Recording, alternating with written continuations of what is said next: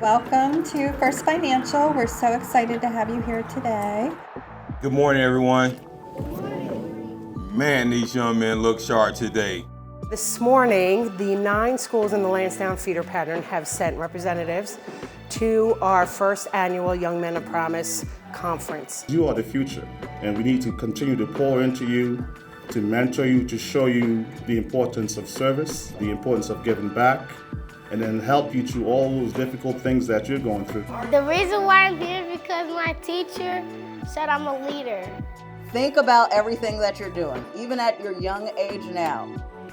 Every action has a reaction. If you have a question, go to people that you trust.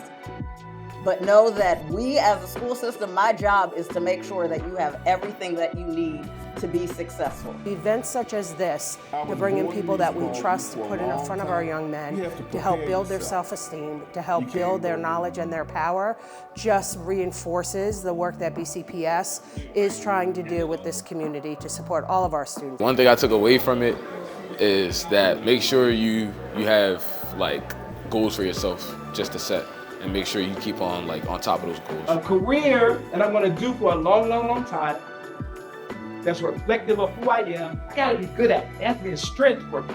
The strength. Very good. I hope that this feels different for them moving forward. I hope that they experience themselves putting on their tennis shoes, right? Getting dressed, putting on their uniform again, or whatever they choose to wear. How in the world can I now be different than maybe my upbringing, my surroundings? And even if the upbringings were fine, there's still growth, there's possibility. This event, when I was a kid, did that for me.